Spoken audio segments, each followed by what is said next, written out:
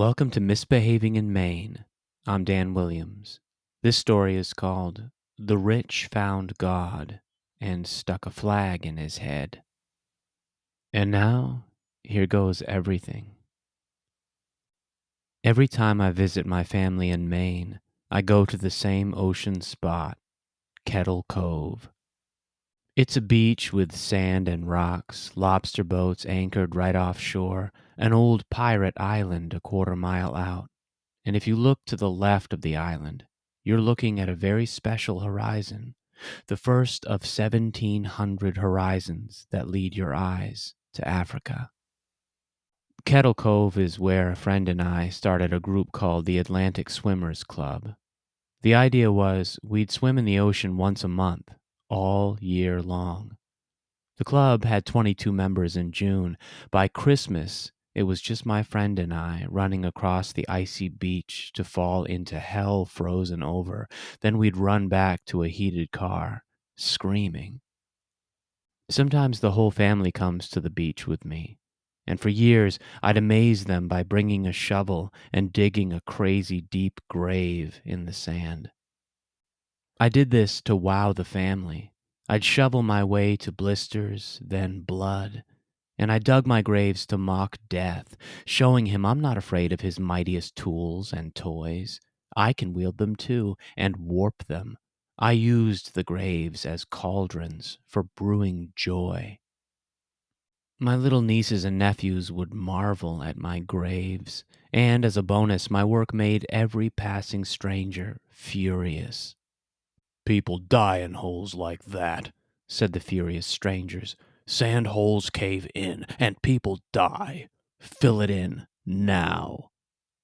Everyone who wasn't my family said this. My family didn't say it because they were busy smiling as they watched me fill the grave with all my nieces and nephews, lowering the entire next generation of Williams into the underground. Speaking of death, one time, when I went to Kettle without the family, I almost found a dead body. I've always wanted to find a body. Not anyone I know, of course. I don't even want to find the body of a turtle if I know him. I'm talking strangers. When you find a body you don't know, all you have to do is turn it in, and you're a hero. As long as you don't become the prime suspect. You will be a suspect if the cops are doing their job. You just don't want to be the prime. So keep your excitement on the inside. I stepped onto the beach that day, and here's what I saw. A hand sticking out of the sand. A hand in a black glove. I touched it, shook hands with it. The hand inside the glove felt weird, squishy, only a little hand-like, but hand-like enough to fill me with horror and happiness. It's finally happening, I thought. I am finding a body. I dug and dug, down, down, and down around the body, unearthing the whole thing. And what did I find? I found a wetsuit full of sand. So full. The sand was wearing the hell out of that wetsuit, wearing it as tight as hell, making the wetsuit look like it was built for sex and nothing else. Yes, of course I was aroused, but not so much that I couldn't work. I unearthed the body all the way and laid it comfortably on its back. I went to splash cold water in my face, then began operations, digging into the sand body, feeling for organs and bones. Friends, I found nothing but sand from head to toe. That night, at midnight probably, I dreamed a dream. The Sandman performed dances of thanksgiving before the stars and moon, his gods, and he declared that Kettle Cove had a newborn son. Who? The hero who had rescued him from his racy rubber prison. That's how Kettle feels to me, like family, like the same sort of life flows through the both of us. When you visit a place enough and love it, you develop parts of your personality that only show up in that place. You return after months away and bump into a long-lost friend. He's been hiding in your head, asleep, waiting for waves, sand, rocks, boats, pirates, and the faraway winds and glows of Africa to wake him up. Being related to Kettle Cove like I am, I believe the entire Atlantic coastline of Maine is my family and extended family. Which is why I have a hard time when it comes to people stabbing beaches to death with no trespassing signs. I get it when it comes to backyards and your house, but hearing do not enter when it comes to the beautiful coast feels like hearing do not breathe when it comes to air. I breathe freely at my kettle, a public space, but right next door lies John Cove. Halfway across this John, there's a sign, Private Beach. One day, armed with my son and a troop of nieces and nephews, I walked past the sign, pretending not to see it. Plausible deniability. The boys and girls didn't see the sign. They didn't even have to pretend not to see it. Kids just can't see signs like that. This handicap of theirs is in the family of color blindness. Children rely on adults, people who can see the no trespassing signs, the trespassers will be shot signs, and offer advice. I walked. With my walking, I advised the kids to trespass, and we did. We crossed the sandy part of John Cove, making it to the high rocky ledge on the far side, a cliffy ledge reaching way out into the blue-green water. Me and the kids walked the cliffs. We looked for doubloons, for bodies, for big lumps of rusty coral begging to be broken open to reveal the pirate pistols hiding within. Then we came upon it. The tree. It was a dead tree, the huge bone-white torso of a tree lying on the rocks. It was way too big to be called driftwood, so we called it the femur of a giant dinosaur. This dino bone lay on top of the highest cliff, right on the edge. I didn't think about pushing the tree off the cliff. I didn't have time to think. I was too busy trying to push it off the cliff. The kids joined me so fast it was scary. It's like they teleported. I touched the tree and boom, the kids appeared, born to destroy.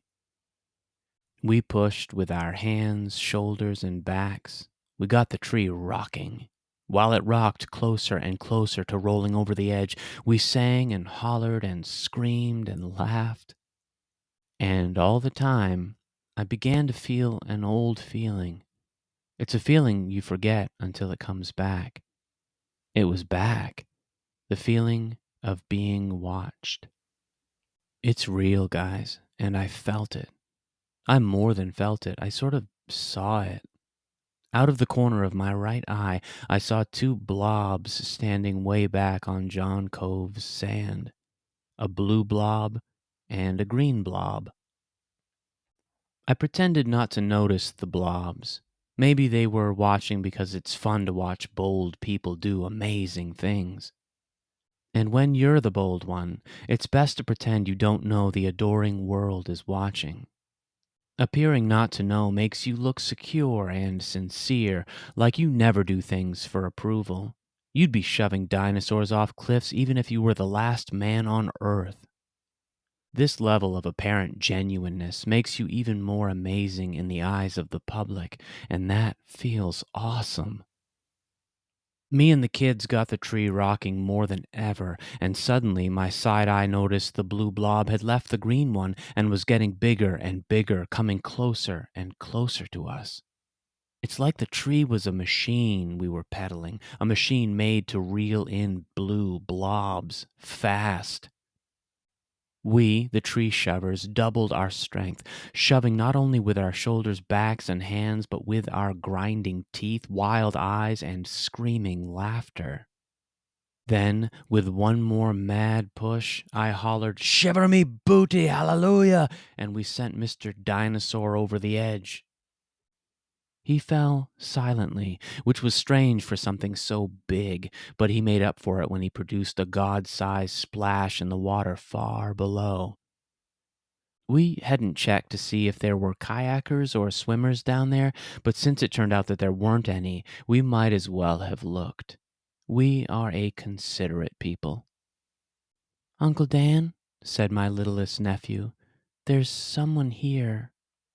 The someone was the blue blob, a blob so close to my right eye now that it might have been an ocular migraine. I turned and looked. Then I did my best impression of a person who is surprised to see a rich person standing so close. I could tell she was rich. Her teeth were as white as marble sculptures of power. She said, "Are you all right?" The question confused me because the words were nice words, but her face didn't look nice. And her hand resting on her leg was a fist so tight and bloodless it looked like it had a suffocated Tinker Bell inside. "Yeah," I said, "I'm all right." At first, I thought her words of concern referred to the tree fall. It must have looked dangerous to her, like an event that could hurt everyone involved. Everyone, period. I was flattered.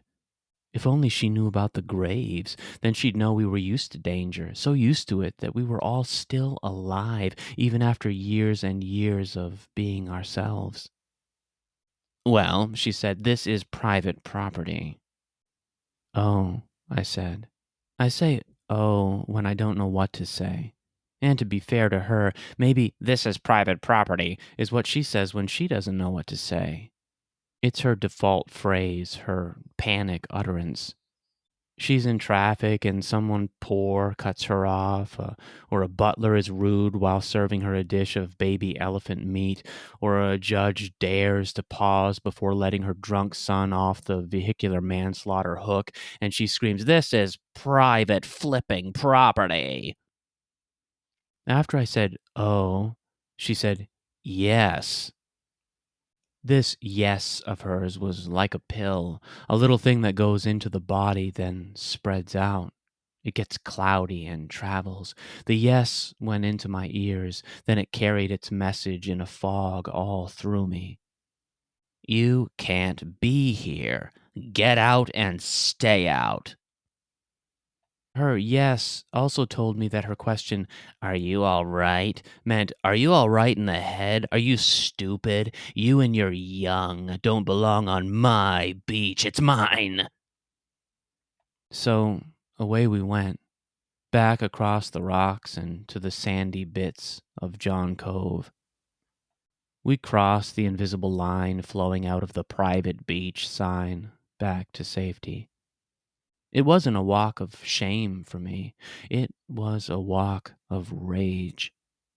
Every step of that walk, I dreamed of what I could have said to that lady. 100 clever bombs occurred to me, utterly devastating, the kind of statements that would wake her up in the dead of night with the feeling that the angel of death had just possessed her husband, making him slither her way in his green jammies and whisper something in her ear. "Memento mori. The hands of the workers who built your empire will catch you when you finally die. They will rip you to pieces at the feet of the laughing Lord." She looks into the eyes of her husband and sees they are shining with spite, darkness, and truth. She speaks, trying to sound strong, but her voice wiggles and squeaks with terror. "This is private property," meaning her husband's body, but the angel of death doesn't recognize the property rights of mortal buttholes. Here's one bomb I came up with. The lady says, "This is private effing property." And I say, "Children, meet the lady who owns the sea. She worked very hard to be able to stand here and tell people to leave. Get rich, kids, so that one day you can own places as old and beautiful as the seashore and throw people off of it." Look at her face. See the bliss she clearly feels. Let's be like her. In fact, let's be even better than her. Let's own bread and water. Let's own air. Then, when we say, "This is private property," we'll be talking about life itself. Those who can't afford it, well, maybe they shouldn't have it. Come, kids, we've got work to do. And then the lady goes, "Get out of here, or I'm calling my cops." Your cops, I say. And the lady laughed. You naive peasant. Friends and neighbors, I know I'm wrong. There are scumbags who push trees over on your property, get crushed by the trees, then sue you and win. These people are tree pushing professionals, hoodwink artists, born to screw over whoever's in their path, anyone with a pushable tree. There are people who break into your house to kill you, get beat up by you and your dog, then take both of you to court and get your house. We all know the stories. Property is important. If some lady walked up and stood on my shoe with all of her children and started pushing me, rocking me back and forth toward a cliff while singing and laughing, I'd be really upset. But there's also something in me, something way back and young, that says I'm right. That's the raging part. When there's a place as ancient and marvelous as the ocean and its shores, my gut says it's for everyone. I'm not saying that no one should be able to buy and own ancient and marvelous things. I am saying that the ocean and its beaches are so ancient and marvelous that no one on earth can afford them. They're beyond price. They're so valuable, in fact, they're at the shallow end of the realm where the human being dwells. The idea of possessing things in this realm is a joke, or it should be. I walked my walk of rage back to Kettle Cove, knowing my place, my grave, raging over the struggle within. One half of me warred against the other, the adult side respecting property laws, the child side knowing some laws can and should be broken, and God is on your side. Now, whenever I go to Kettle, I sneak over to John Cove. I stop at the invisible line, toes to the line like a soldier, a runner. Then I trespass. I cross over the line with my eyes, looking as far as I can into forbidden lands. I breathe the oxygen owned by the lady in blue, CEO of the ocean. I close my eyes in the sunlight from her side. I steal vitamins and warmth from the sun, our star, which seems as blind as children when it comes to unnatural law. That is, until somebody buys the sun, nails a flag between her eyes, and makes us pay for daylight.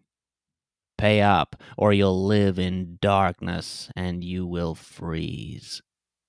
Impossible? Guys, they're bidding on the sun as we speak. This has been Misbehaving in Maine. See you next time. And remember, you may be wicked, you may be weird, but you're not alone.